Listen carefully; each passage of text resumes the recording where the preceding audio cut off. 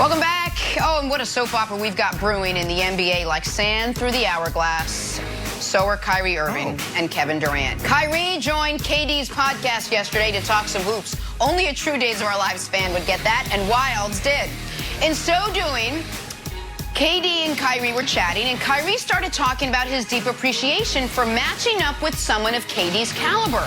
If only it was that simple. Take a listen to this from Kyrie. 10 seconds left. 1 point game. Who's shooting? You or Kyrie, KD? Depends on who's hot. I don't see it as anything other than that. Like 1-3 pick and roll, or it's an ISO for either one of us, or it's something great for our team. One thing I've always been comfortable with is, you know, I felt like I was the best option on every team I played for, you know, down the stretch.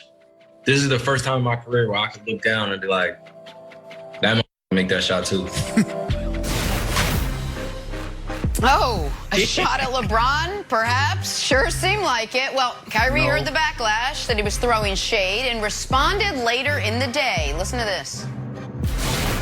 Why must it always be brother against brother? Why? If I'm addressing anyone, I'll say their name. Come on, y'all. Don't listen to the false narratives. Let people live their lives. It's just a game. Talk about the art, talk about the sport. You talk openly, you talk freely. But because we live in a click-based society, it becomes something bigger. All right, we are now joined by Chris Broussard. Broussard, what do you make of Kyrie's comments? Look, Kyrie can say, he has a right to say whatever he wants. The earth is flat. Christmas shouldn't be a holiday. Whatever he wants to say. And he can say, I have no problem with him saying, I've always believed I was the best option at the end of a game. He's got the guts. He's got the skill. He's got the confidence. He's got the heart and the track record, having hit arguably the greatest shot in NBA history. He can say that. Where he went off the rails was, one, to say, this is the first time I ever had a teammate who I thought could hit that shot. He was there when LeBron hit the game winner against Chicago in the playoffs. He ran over to LeBron and celebrated like the rest of his teammates. LeBron's hit 5 buzzer beaters in the playoffs, more than any other player in history. And he also goes off the rails where you can't get mad or even aggravated with the media when we respond to what you said. And here's the thing. Don't tell me I never mentioned his name. That's the way the English language works. When I stand on this show and say Michael Jordan is the GOAT, when I say Michael Jordan's the GOAT, I am saying Magic Johnson is not. LeBron James is not. Larry Bird, Wilt Chamberlain, they're not. I don't have to mention their names to be saying that. And so when you have to own it. If you're man enough to say it, you got to be man enough to handle the repercussions. Don't see LeBron later and be like, man, the media, you know, they blew that out of proportion. You said it, Kyrie. I mean, it is what it is. You either have to own it, you either have to own it, or you have to apologize and say, you know what, I had a 20-second brain freeze, and I forgot I played with LeBron. Broussard, if in 5 years I was on a television show with Nate Burleson, and I'm like, it's great to finally have a wide receiver know what he's talking about. I can't then be like, hey, Chris Carter, Brandon Marshall, I wasn't talking about y'all. Of course I'd have been talking about them. I wouldn't have to have mentioned it in order for it to be clear. And we could address the facts on the ground here. The idea, I mean, we could show you Kyrie's playoff numbers and LeBron's playoff numbers in these clutch situations because it's obviously a no contest. You have one who's the greatest ever at it and one who has made 2 shots in this category. One of them is, as you mentioned, Broussard, arguably the greatest shot in NBA history. We could talk about the fact that Kyrie, in the years of his career where he was not attached to LeBron James, has a losing record, with multiple variations of teammates, with multiple teams. We could say that if not for LeBron James, Kyrie is just a less interesting Gilbert Arenas without the 29-point-per-game season.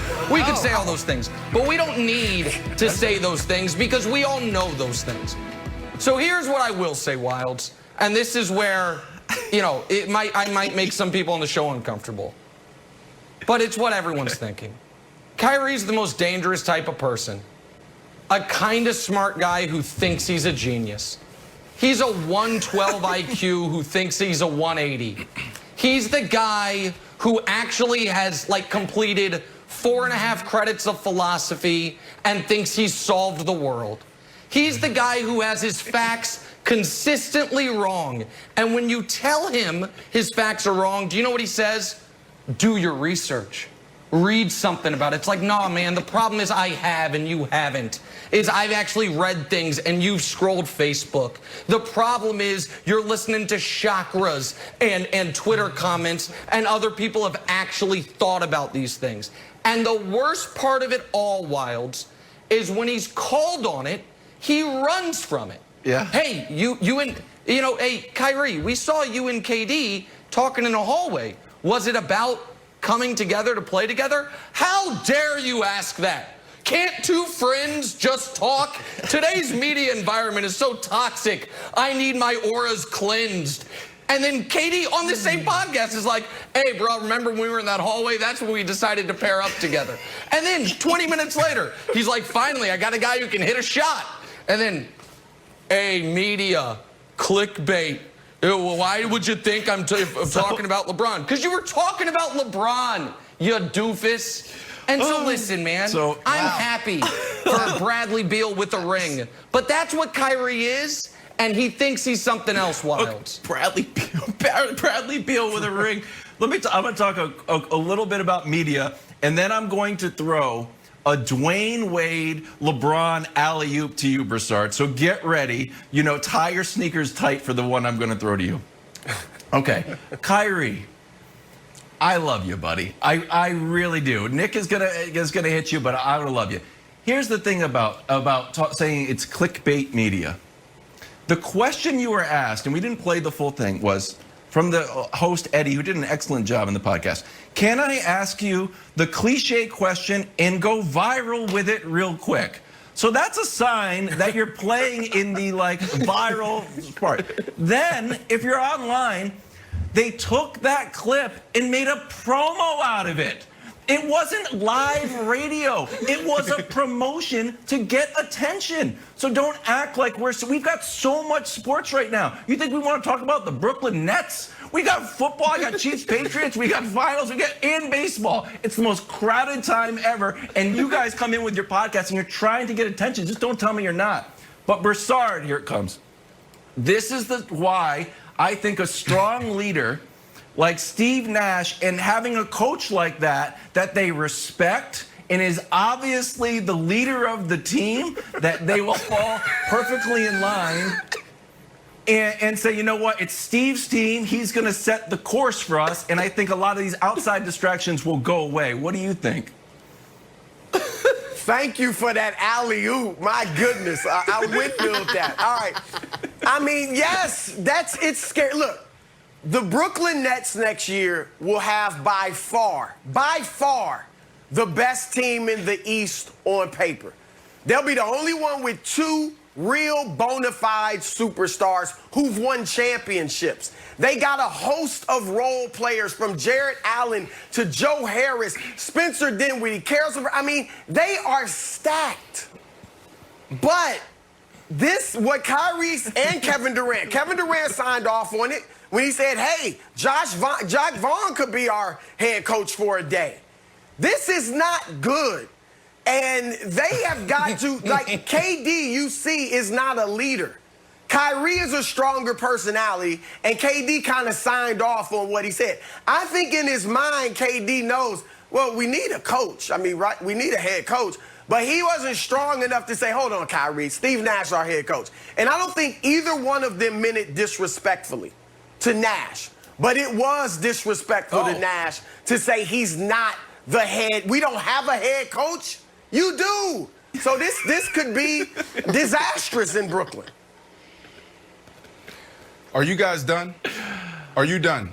Yeah, go ahead. Seriously, Yeah. like Go I ahead, sat back here You quietly. gonna defend this? Look, 100%, but I don't have enough time to do it, so I don't even want to start it because we don't have enough time. So anybody want to hear my take, you got to continue watching the show, right? Because what you guys are saying Brandon defends this next.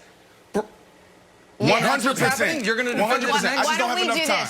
Why don't we do this? Listen, just hang out, quick commercial break, because LeBron is actually going to chime in and respond, and we'll have much more on this exact topic right after this. Stay with us.